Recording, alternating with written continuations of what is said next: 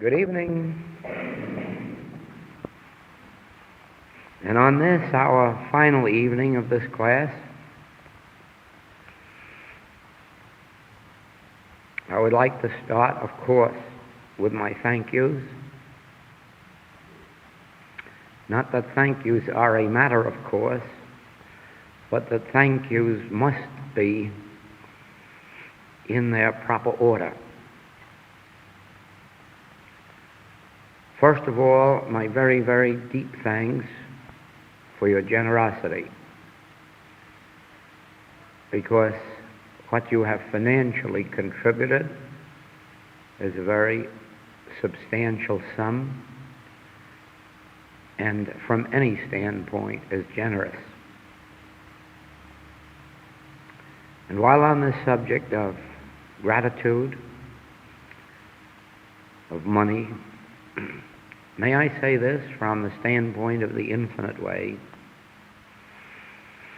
let nobody ever feel bashful or backward in talking about money. Sometimes in the metaphysical world, money is a taboo subject.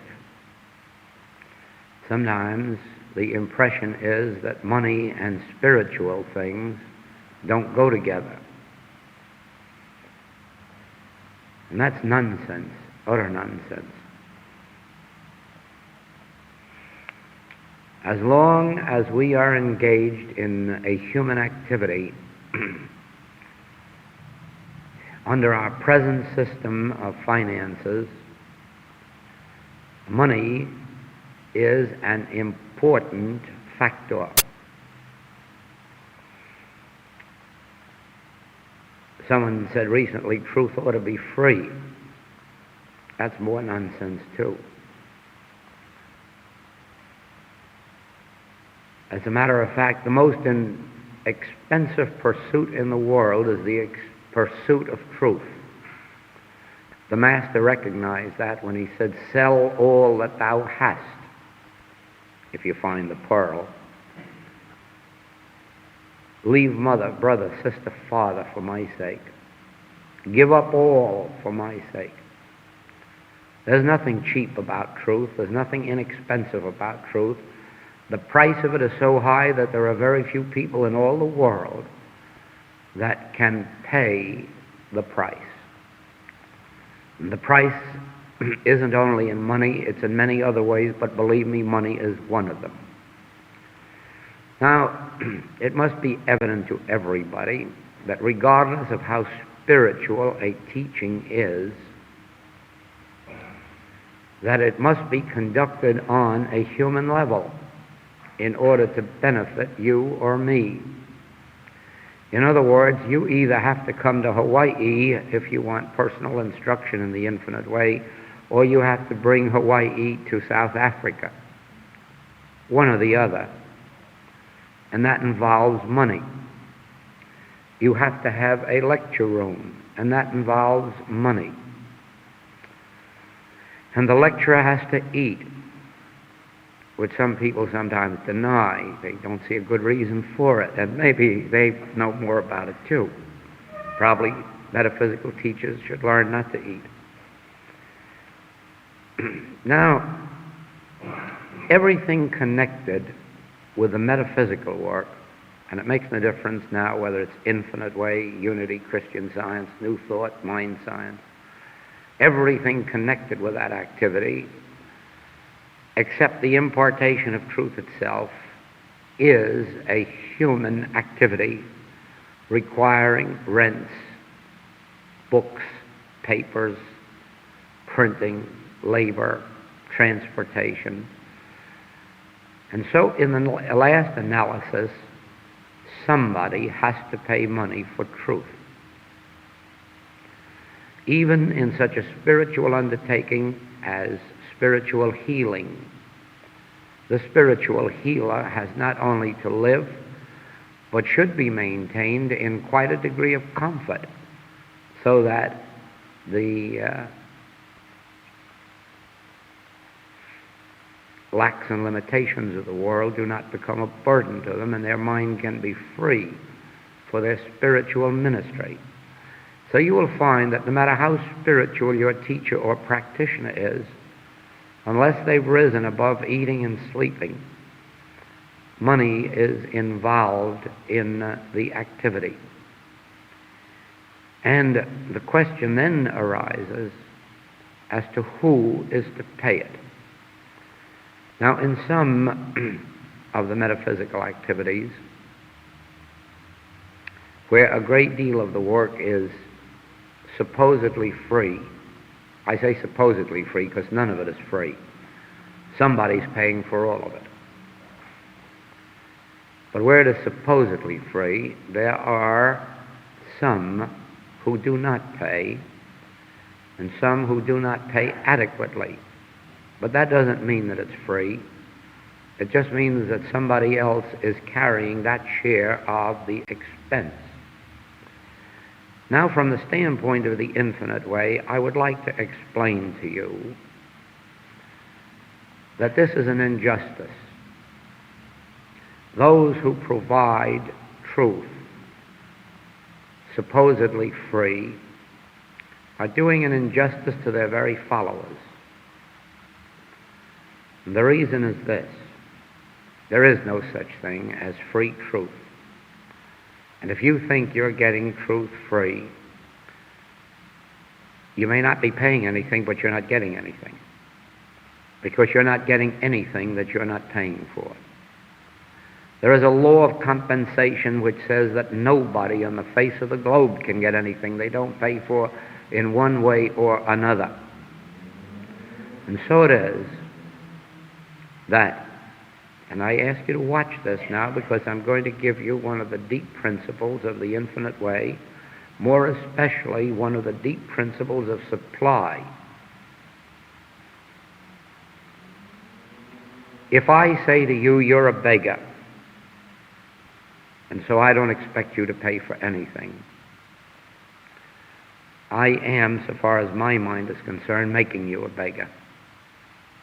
And if you accept my evaluation of you and say, oh yes, I'm a poor thing and I have too much expense in other ways I can't pay, you are perpetuating yourself as a beggar. Because here is the spiritual principle of supply. Now mark this well, because if you remember this, your demonstration of supply will be quick and abundant. To him that hath shall be given, and from him that hath not shall be taken away even the little that he hath. Sounds cold and cruel, doesn't it? To him that hath shall be given. From him that hath not shall be taken away even the little that he hath. Now here is a spiritual principle. The moment you say, I have not, you've said it, and you've got it, and you're stuck with it. The very moment you acknowledge your lack, you have acknowledged the only lack you can ever be made to suffer, that which you acknowledge. Now, on the basis of this principle, if I say to you as a spiritual teacher, please accept this. Son, thou art ever with me, and all that I have is thine. Now, if you will accept that as a principle, then we will take the next step. We will close our eyes for a moment, and we will say, I. All the integrity of the Father is my personal integrity. All of God's grace is mine. All of God's love for his children is mine. All of God's care for his own is mine. The life of God is mine. The soul of God is mine. The Spirit of God is mine. The infinite storehouse of supply of God's is mine. All that the Father hath is mine. Now dare you in the next breath say, I'm a poor beggar, send me a magazine for nothing, or send me a treatment for nothing, or send me a class for nothing? No, you daren't. What you must say is, I recognize that God's gifts are mine, God's grace is mine, that God has blessed me with himself. And so I begin with what I have. If I am the widow in the Old Testament, and I have only a cruse of oil with a few drops in it, then I begin to pour those few drops. If I am the master sitting up on the mountain with a multitude to be fed, and I have only a few loaves and fishes, then I break those few loaves and fishes, and I begin to share what I have, and the principle multiplies them, just as the principle keeps the cruse of oil from ever running dry. From the moment that you acknowledge that all the Father hath is yours, and begin to live as if it were so. I don't mean going into debt. I don't mean being foolish and spending what you haven't got and then depending on God to demonstrate it for you next month. I don't mean anything stupid like that. I mean that if you have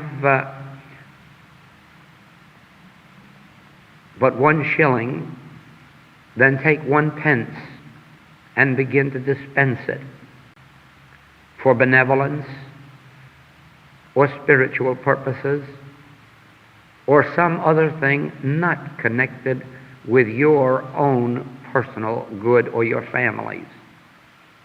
And do it secretly, as the Master taught. Don't do your alms before men where you can get men's praises. Do it secretly where nobody knows it but God. In your relationships with your spiritual teaching, whether it is the infinite way, whether you are following the path of truth, science of mind, institute of religious science, it makes no difference which. Remember this, you can get from it nothing more than you put in. If you won't put in study, I don't care which of the principles you're following, you won't get much out. If you do not recognize your obligation to it, the same thing follows. Supposing, just for a moment, that you have gathered the impression during this study and classwork that the infinite way is really something good in the world, something good for you. Do you not have to agree then that it must be very good for the rest of the world? Then you not only are under obligation to pay for what you get, but to help support it for the rest of the world that doesn't yet know its value. And the same is true with any of these other teachings. If you think enough of them to follow them, then think enough of them not only to adequately support your local institution, but also to promote its spread if you think it's that good that it's worthy of being spread. Then you will be a disciple. Then you will have left the world for the Christ. Then you will be spending your good not only for food and clothing, but for spiritual things, and spiritual things is where you gain your enrichment. Now you see, nobody should be permitted ever to convey to you the impression that there's anything on this earth that you can't afford and that you can't have if so be you fulfill the way of getting them, that is, your conscious union with God. I say to you that there is nothing in all this world that you can't afford, nothing that's right for you to have if you make your union with God and maintain it. But don't think that you're going to make it and maintain it from a standpoint of lack or limitation. You're going to make it only from a standpoint of your conscious oneness in God. I don't say that you're rich. I don't even say that you have a pound. I merely say you are the heir of God, joint heir to all the heavenly riches, and that you have the possibility and potentiality of demonstrating that in terms of dollars and pounds. I don't care what your immediate financial status may be. Heaven knows I've been broke enough in my days. You may be too. There's no disgrace about it. Those are just transitional experiences that we go through for some good purpose. Don't be ashamed of it if at the moment you're broke. That isn't the point. The thing to be ashamed of is if you stay that way long, because it's indicating you're not making a spiritual effort to get out. Now, a spiritual effort doesn't merely consist in going to a practitioner and saying, give me a treatment for supply, or even giving me 10 treatments for supply. Heavens no, they can do it, and they can bring you a temporary supply too. Any practitioner can who's had any degree of experience. But what good is it to you after you've got it, unless you also develop the state of consciousness that goes with it to produce it for the future? We use this illustration in our Kailua series because sitting in my chair in my living room, I look out on about 50 coconut trees. And every once in a while, the boys come around and strip those trees of coconuts. It keeps the trees clean, and it paves the way for them to grow still more coconuts, and it pays them a penny apiece profit besides. So it blesses everybody all around. And so I was looking at a few of those trees that particular day were bare, and at some others that had as many as 50 coconuts on them. And in speaking of supply, I said to the students, supposing one of these barren trees should look around and see the neighbor tree with 50 coconuts and say, oh, lend me some of your coconuts. And so we go and pick them off one tree and hang them on another. Now, you wouldn't say that that coconut tree had demonstrated supply, would you? No, and if you can go out and borrow some money or get something for nothing, you haven't demonstrated supply. The only supply that you ever demonstrate is that which unfolds from within your own consciousness. That's yours. The only coconut supply that a coconut tree ever can demonstrate are the coconuts that grow up from within itself and get poured out onto the branches, or with these flowers. You can't hang roses on a rose bush and demonstrate supply that way. A rose bush has to demonstrate roses from within its own self.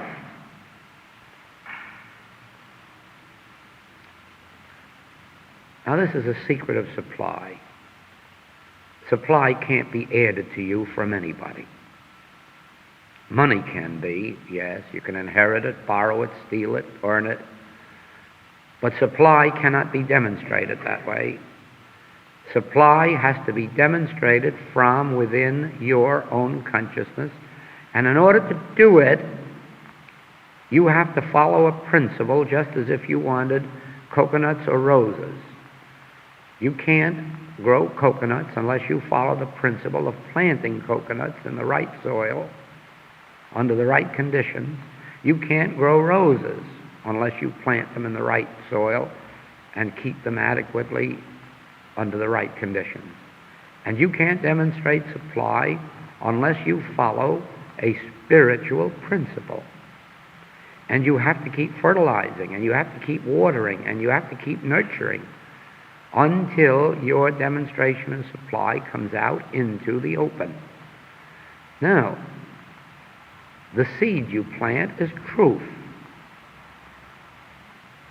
Not just any truth. Oh, no, specific truth. I and the Father are one, and all that the Father hath is mine. Son, thou art ever with me. All that I have is thine. I will never leave thee nor forsake thee. I am the bread of life, and the wine and the water. I have meat the world knows not of. All of these specific truths that show the infinite nature of your own being, those are the truths that you have to plant in your consciousness, and you have to let those truths follow through. You remember I said last night that you don't have to be afraid of wrong thoughts. And if you know enough, you can even nullify the effects of universal wrong thought. But remember, I said that you must nullify it, you, consciously. You can't sit back and be a mental vacuum and say, oh, let God do it. You can't sit back and be a mental vacuum and have good come to you. Let me illustrate what I mean. Perhaps you feel that at this moment there is a sense of peace in this room. Well, you're all wrong. There is no peace in this room, and there is no war in this room. The sense of peace is within you. And if you didn't have a sense of peace within you, you wouldn't be feeling it in this room, because this room has nothing of itself. Now, there's no prosperity in this room, and there's no morality in this room, and there's no immorality in this room, no poverty and no wealth. But whatever there is in your consciousness. Now, you determine what's in your consciousness either by neglect or by conscious spiritual activity. You can either walk around like a vacuum, letting anything happen to you that wants, and some days good will happen and some days bad, or you can take hold of yourself and consciously identify yourself with God. Consciously identify yourself with good. Consciously declare your spiritual sonship. Consciously declare that all that the Father hath is yours. And then count up the spiritual things that are God's. Integrity, loyalty, fidelity, benevolence, joy, peace, dominion, graciousness, grace, gratitude, love. Those are qualities of God, but they are qualities of yours because I and the Father are one. But you can't demonstrate them by sitting around being a vacuum. You can only demonstrate them by declaring them, affirming them, repeating them. Now, perhaps you read in my writing sometimes that you mustn't use affirmations. Please don't misunderstand me. I only mean you mustn't make affirmations to make it happen. In other words, don't think walking around saying I'm honest is going to make you so. It isn't. Don't think walking around saying I'm rich is going to make you so. Don't think walking around saying I'm healthy is going to make me so. No, I don't mean that. Declare the qualities of God in your own spontaneous language, not in formulas, not in made-up affirmations or statements, but turn to God and declare what you know to be the truth about God, and then declare that the truth about God is the truth about me, for I and the Father are one. Do you see that? You can be a good thinker in this work, but it isn't going to do you any good to be a poll parrot, because you'll never demonstrate beyond the poll parrot stage. But if you will always start your day's work with the Word God and begin to know all the truth you can know about God, everything you've ever read in Scripture or metaphysics, give God the treatment. Don't give man the treatment. Give God the treatment. In other words, know the truth about God. And then when you're through, realize why everything I've said about God is the truth about me, because I and the Father are one. And all that the Father hath is mine. Do you see that? That's how you hook up the spiritual good of God with individual being. Never declare that you have anything of yourself. Never declare that you're rich. Never declare that you're spiritual. Never declare that you are wealthy or have infinite abundance. Declare that about God, and then realize that whatever is true about God is true about you, for I and the Father are one. And you will be following Jesus Christ's teaching of, I am my own self, am nothing. If I declare anything about myself, I bear witness to a lie. But everything I declare about God is the truth about me. Therefore, I have everything in God. Having God, I have everything. I can do all things through Christ, which strengtheneth me. Do you see that? I am rich in Christ, in Christhood, in spiritual sonship. And so it is. You must remember this. The world has become lazy. It has become so lazy it won't even read. And so it's got to get magazines full of pictures to look at. It won't read the news. It's got to look at a photograph of the news. It won't read books. It's got to look at photographs of books. We can't do that in our work. We have got to be doers of the Word and not hearers only. We have got to be consciously aware of the truth that we know, not just lackadaisical and let it simmer in and out of our thought, or sit and listen to a teacher half asleep or dreaming about what's coming for lunch or dinner. We have got to be almost sitting on the edge of our seat, listening to every word, imbibing it, and then going out and repeating it. I used to know a Christian Science practitioner who after every lecturer, who after every lecture had a sick stomach. And he'd say, you know what gives it to me? The hundreds of people who come up after a lecture and tell me how they enjoyed it and how they loved it. And then I say, what point did you get particularly? Oh, well, you know, in general it was beautiful. They didn't hear a word the lecturer was saying. They were daydreaming. It's beautiful. No lecturer wants to hear that his lecture's beautiful. No teacher wants to hear that his lesson is beautiful. What they'd like to hear is, if you heard one sentence, if you heard one idea and said, say, wasn't that a powerful idea you put across with me? I'll be living on that for the next week. That truth will be my bread and my wine and my water. It will form a new body for me. Now you thrill the teacher. But don't tell them that 60 minutes of talk was wonderful. Chances are they know it anyhow, but the point is that they know that you don't know it unless you've caught a point or two or three. Now, health is not going to be difficult to demonstrate, and supply is not going to be difficult to demonstrate if you will acknowledge that the only health you can have is God. And if you will acknowledge the only supply you can have is God, then you can have an infinity of both. But ye shall know the truth, and the truth shall make you free. It's ye that must know the truth. Ye who've got to be reading these truths and practicing them. There's no virtue in reading a whole book, and I don't care who the author is.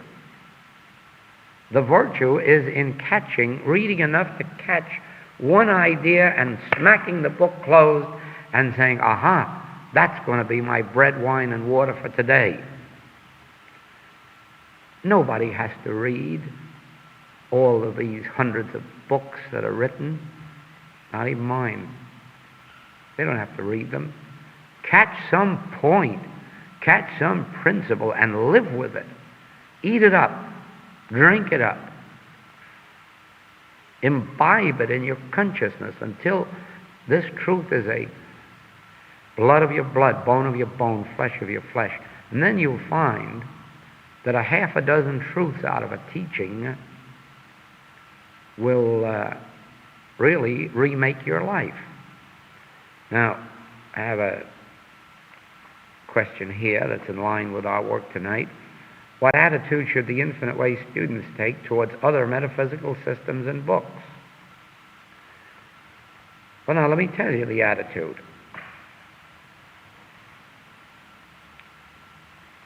First place, in order to find which teaching that you should follow, you should pray to God, not ask your neighbor, nor follow the most popular one of the moment. But you have a teaching which best suits you at this minute. And there's only one person can tell you which teaching that is, and that's God. And you've got to go within yourself and say, God, show me the path to follow. It may not be my ultimate path, but show me the path I'm to take today. I've got to start somewhere. So show me the path that I'll take today. Now, in some way, God will lead you to the particular path that best suits your present mental and spiritual development. We won't all take the same path. We won't all start with the same path. We won't all end with the same path. But we will, if we trust God, be led to the one that's nearest to us. And if we turn to God, it will be one of the legitimate ones. Now, I'll tell you my attitude about other metaphysical systems and books. There are some of them that are legitimate, that have been founded by men and women of the highest integrity. Men and women who have dedicated their lives to metaphysical truth, to the teaching of it, to the living of it, to the promotion of it. And there are other teachings that are 100% phony. Books that have been written by men who've never healed a case in all their lives. Men who came into metaphysics on Saturday and set up as teachers on Monday. The bookshelves are filled with books by those people. There isn't enough good in any one of them even to pay for the paper they're written on. But if you turn to God, you won't be led to those. They are the products of our American democracy. The Supreme Court of the United States has ruled that if you take out a license as a religious institute or religious organization, that no matter how dishonest it is, you can't be illegal, because no religion has proved its truth. Therefore, nobody can prove that the other fellow's is untrue. So if you decide to go to the States and go to an attorney and pay $200 for a corporation as a religious organization, you can immediately write a book, and you can immediately tell how to heal and how to live spiritually and how to demonstrate supply. The fact that you never knew anything about it until yesterday won't change it. Under the law, you're legitimate. Now, if you pray, you will never be led to people like that. You'll be led to people, and I tell you frankly that we have some very fine men and women in the States who are consecrated and devoted to spiritual and metaphysical truth, some on the spiritual level, some on the mental. But the integrity is equally high, whether it's mental or whether it's spiritual, among those. And heaven help you if you get in the hands of the others. Not that ultimately it'll harm you, because there is a divine grace that sooner or later will wake you up and make you throw it out. But I say to you that you don't have to go through that period of torture. Pray. Pray to God to reveal your teaching. And pretty soon a book will come into your hand, or a teacher will be recommended, or one of the local movements will be recommended, and you'll find your starting place. Now, your starting place may also be your ending place. Or you may go forward in progressive steps, as I believe that I have. I had only one metaphysical background, that's Christian Science, and no other. I have no experience, except having read the published writings, but I've had no experience with any of the other metaphysical movements of the world. Only Christian Science. And I found satisfaction in Christian Science. And I found healing, and I found a good activity for an outlet for my works and experience. And I must say this, that I never had an unhappy minute in my Christian Science life, and I haven't got a complaint about the Christian Science Church or its organization or its board of directors, because all I have seen is the dedication that most of those men and women have put into their lives. Now remember, I've also seen some of the others on the sidelines, but that's their demonstration. The serious ones, the consecrated ones, have done enough so that I and many others have derived tremendous good from Christian Science, and I feel that I would still be in it, except that the message that has evolved in me has carried me what I believe to be a step further, and is carrying our students a step further in demonstration, and if nothing else, is setting them free from any dependence on masses or groups or leaders, and giving each one the opportunity to find their conscious oneness with God. You can do it inside the Christian Science movement, as I did, but evidently most of the world doesn't. Now what I have witnessed is this: there is enough truth in divine science, there is enough truth in unity, there is enough truth in some of the New Thought teachings, so that anybody in the world could pick out those truths and advance their lives 1,000% from wherever they are today. Which teaching will be an ultimate one? Which teaching will ultimately prove to be most satisfactory to most people? That's not your business or mine. We're dealing only today with what will meet our need at this level. And I say to you that any of the teachings, now mark this well because it's on tape and you can hold it against me forever.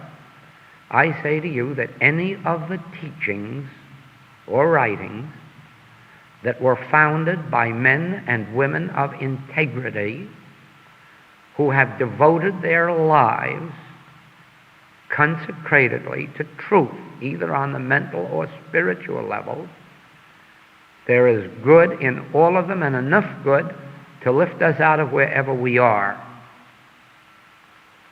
Then, should you progress from one teaching to another or one teacher to another, that will be your individual demonstration. But don't make the mistake after you've left one teacher or teaching to try to burn it down. Remember, you left school, but you didn't burn your school down. Leave it for the next generation. And so if you leave one teaching for another, don't knock it, don't destroy it, don't go on a rampage against it. Leave it for those who will need it. And you can always trust Scripture to give you a principle to go by. And in that connection, I offer you this. If this teaching, or that teaching, or that teaching, or that teaching is of God, don't fight against it. It'll destroy you. If it's of man, don't fight it. It'll destroy itself. So don't engage in any rampages. Don't engage in any campaigns. Don't engage in any gossip or rumor about any of the metaphysical or spiritual movements or teachings. Let them be. The good ones have survived for many years and will continue to survive as long as they're based on God. The bad ones come and go, and they do very little harm except of a transitory nature, temporary nature. In a way, they all have ways of exposing themselves sooner or later. All I say to our students, and believe me that I say this to them in every city of the United States and Canada and all over Europe where I travel,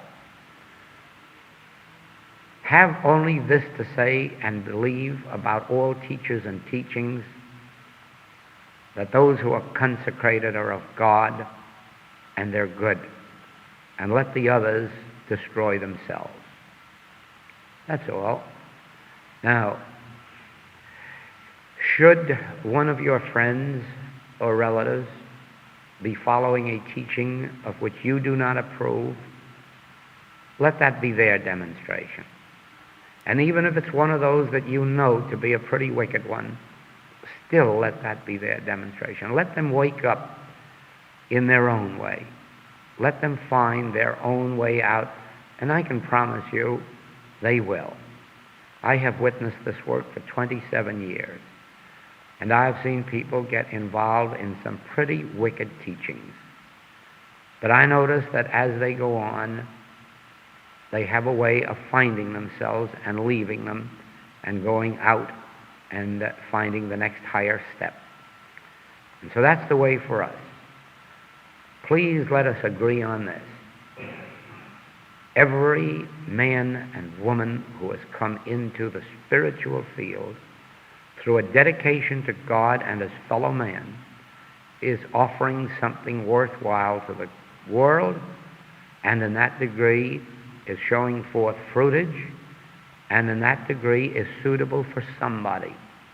Whether or not it's for you, that's for you to determine by your prayers to God. I'm equally frank in every class in saying that the infinite way is not for everybody. The infinite way is a mystical teaching. It takes intuition to understand it. It takes intuition to be able to grasp and demonstrate it. If you could recite all of the infinite way books by heart, you may not be able to heal a headache, because what you intellectually grasp of this teaching will not enhance your progress. It is what you intuitionally receive and respond to. It is what makes a response in that inner ear and inner eye that determines your demonstration.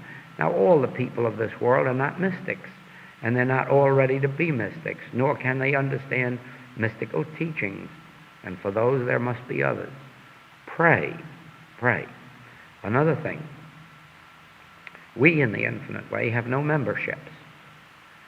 Therefore, the only tie that unites us is love. Everyone is free to come. Everyone is free to leave. Everyone is free to find their way in some other teaching if they find one that suits them better. There are no ties on anyone here. There are no obligations beyond the obligation of this moment. Each one is left free in Christ. Now, there are aids left behind, as you will see. There are books. There is a monthly letter. And if you are not receiving a copy of the monthly letter and are studying the Infinite Way writings, you should be receiving a copy of it. They're available to you. And they are the aids. They take the place in our work of a correspondence course, because as I travel, for instance, if I have some point come up in this class which hasn't heretofore been stressed, I can just as well write an article on it, send it into my editor, and have it appear in a monthly letter, and then students all over the world will get the benefit of something or other that took place in this class, or the last class, or the next class. And so my monthly letter is a point of contact between me and the students who are studying Infinite Way writings. And that monthly letter contains teachings, things to be put into practice, things to be read in connection with things that are in the writings. In addition to that, we have tape recordings. And in city after city, these tape recording meetings are growing, not in size, because we don't encourage large meetings, but in numbers of tape recorders in a city, and numbers of groups that are listening, and in numbers of days a week that they're listening to it. The reason? Well, now just imagine you have been through a class this week. Do you know that by means of this tape recorder, that students all over the world can go through this same class. In other words, you may be getting soon, well, I know you are receiving the Kailua series of tapes, which is a series of 20 tapes, 40 hours, of a class that I gave to 25 advanced students who came from all over the United States and Canada to Hawaii for this particular period of study in my home. Well, now you can't imagine the value of that, because when you hear those tapes, you're sitting in my living room in Kailua in a group of 25 advanced students listening to a message that came out of me after hours and hours of meditation every day, and you are in that particular class. Now, in my New York class in March, not only I feel, but the students felt then, and my letters since indicate that they still feel that way, that we attained a height of teaching in the last New York class such as never has heretofore been voiced. Well, now just imagine that you can go through that class. Right here in Cape Town, you can be a part of that class. And in that class were my 33 teachers, my 60 practitioners, as well as the local students of New York. So you can imagine the atmosphere that was in that class, and imagine what you hear when you hear that tapes. You can't help but benefit. Well, now, so it is. If there's been anything worthwhile in this Cape Town class, and I might tell you this, that last year we had 2 days of the Cape Town class that are so different than anything else that ever took place in the Infinite Way experience, that they have been going all over the United States and Canada and over to England. 2 days of our last year's Cape Town class. The whole class is going, but with special stress on those 2 days. They were so unusual. Now just imagine that within, I should say, 8 to 9 months from today, that there will be people in at least 25 to 50 cities who will go through this Cape Town, South Africa class. The way they do it, as a rule, is whoever conducts that work sends out notice, and on Friday night, whoever wishes to come together will hear 2 hours of the class. Saturday morning, 2 hours more. Saturday afternoon, 2 hours more. Saturday night, 2 hours more. And finishing it up on Sunday. So from Friday night to Sunday, you go through a whole week of classwork. Then the tapes still remain if you want to review 1 or 2 of them at some future time. Do you see the advantage of that type of study? Where you go through any class that's ever been given. You don't wait for a teacher to come around once in a year or 2 years for a class. You can go through a class every week of your life. A closed class or a practitioner's class. Good time. Because they're on tape. Because they're not rehearsed. They're the spontaneous tapes, just like you are witnessing this being taken down. No, nothing edited, nothing taken out, nothing added. Just whatever took place in your consciousness and mine is recorded on tape for whoever else may hear it. So we have writings, and we have tape recordings, and we have a monthly letter. And just remember this, that you are welcome to those, to study them, to practice them, and to have the help of the local practitioners who are able to help you, and there are some right here in Cape Town about whom you may learn. And at the same time, you're free. At the same time, remember, nobody is telling you what you must study, when, how much, how little, why, or when you must study it, or what days.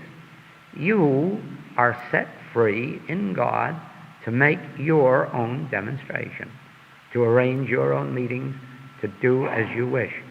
Now, don't you see that Christian Science has its way of teaching, and the Institute of Religious Science has its way. and the path of truth has its way. And all of those ways have been given to the leaders of those movements under prayer, under consecration, under inspiration. And so for those that follow them, they too have their way of imparting their wisdom, and those that follow them would do well to follow them rigidly and correctly in order to gain the greatest benefit. I hope that answers what my attitude is toward other metaphysical systems and books. Love them, respect them, every single one of them that has come through consecration, and be grateful for every student that enters the path of any one of them, because in that path they may find all they're looking for, or through it they may be led into further steps. Also, the attitude towards other persons having studied different systems. Well, that's it. Respect them, love them, bless them, and above all, don't proselyte. Don't proselyte. Please let everybody find their own way in God. If you find somebody that you think can benefit by the infinite way and you wish to give them a little pamphlet or book, do so. But let your efforts stop at that. After that, let them find their own way. Don't try to take students from one teaching to another teaching, but if students come of their own accord, then give them that which you have. The same way, if students come to me and tell me they're Christian Scientists or they're Unity students or they're New Thought students, but they want to know the infinite way, I will gladly share with them. I won't ask them to leave their church. I won't ask them to leave their movement. I share with them and then leave the choice with them wherever they find it. I expect the same thing takes place with others. If an infinite way student should go over to Mr. Sims or Dr. Brunt or any one of these teachers here or in other cities, I expect that they too will present whatever their truth is in their way, and that is their right, that is their duty, that is their privilege. Don't you see that? And at the same time, everyone that I know of respects the infinite way. They don't all agree that it's the right way to go, but they respect it because of its integrity. They respect it because of its acknowledgement.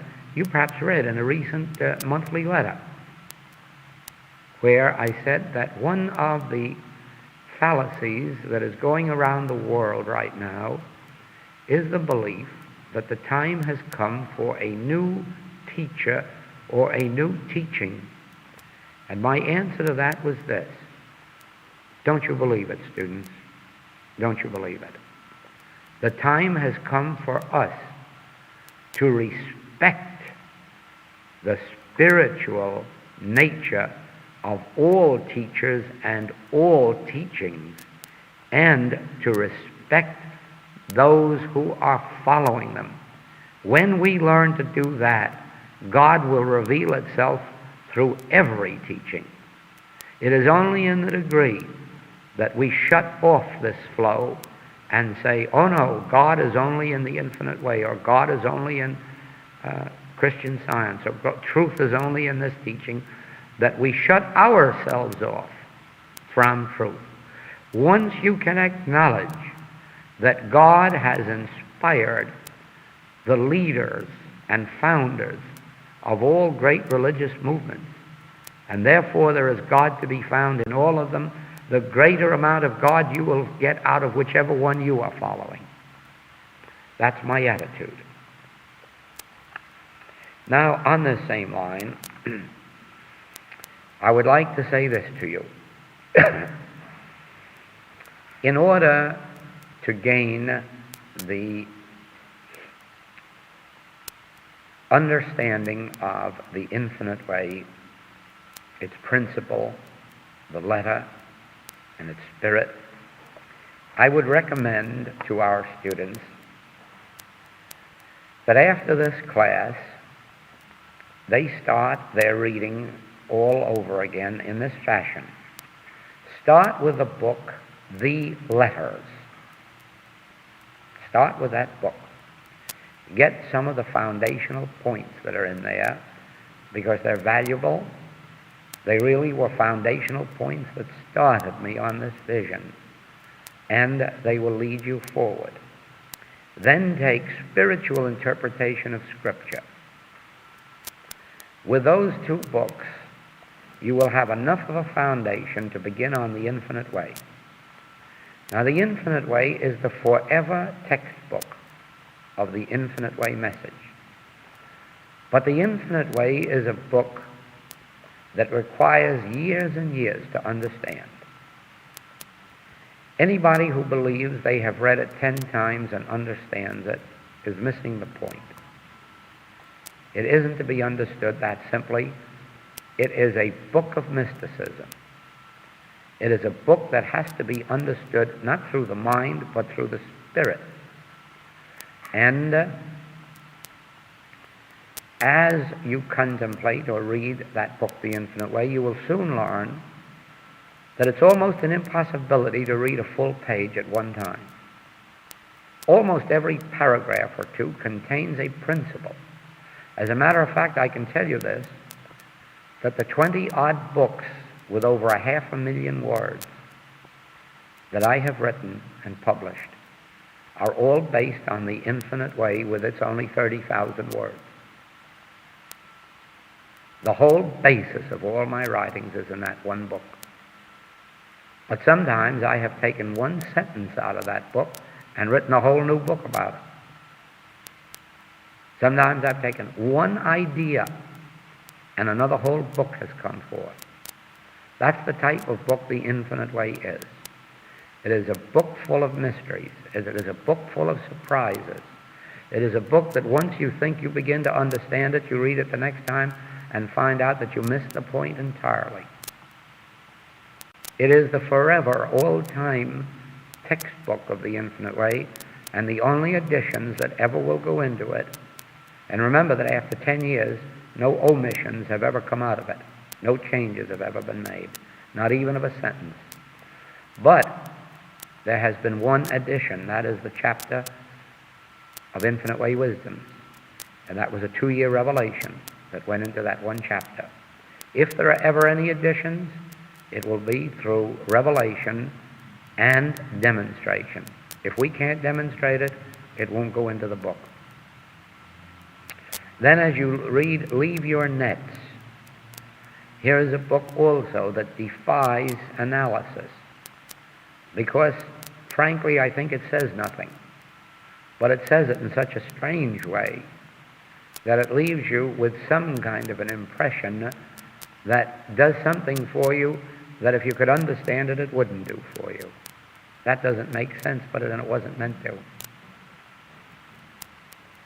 Then from The Infinite Way on, take the books as they are. You have from there on all of the classworks and so forth and so on, and you can do as you like there. Now we have a question. Please define the difference between soul and spirit clearly. Oh, my dear friend, if I knew the difference between soul and spirit right now, instead of being in Cape Town, I would be right sitting up there alongside of our dear Master. I know nothing about the difference between soul and spirit except this.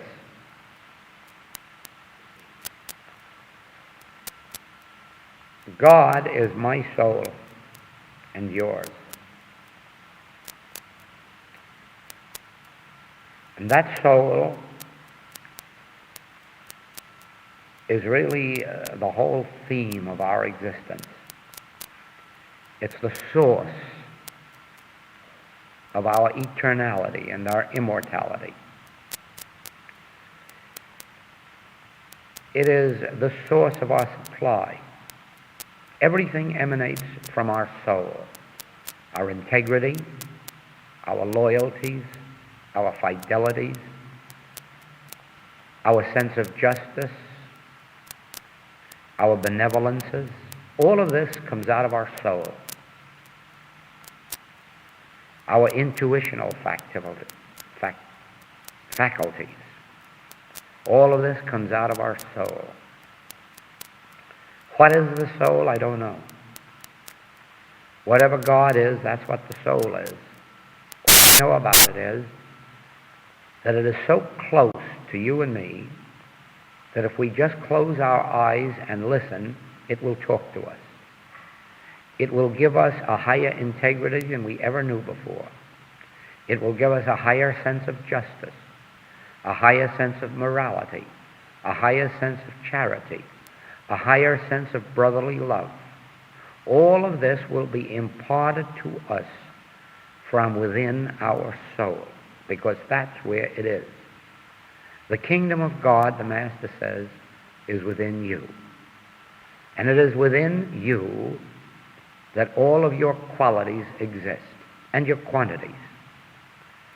And the part that is within you, which he called the Father, we may call the soul. We may call it the soul of man. Do you see? The soul of man contains his life and his joy and his peace and his power and his dominion. The soul of man, it's all within ourselves. And that's why I say, don't let anybody beggar you. Everything is within your own soul. Be willing to stand on your own 2 feet and be self-reliant. Don't come under the miasma of state socialism. Don't come under this New Deal belief that you need a great father in Washington or in Pretoria or in some other place to feed you and clothe you and sustain you because you haven't got enough sense of your own. Don't you believe it? Don't come under this 20th century socialistic ideal.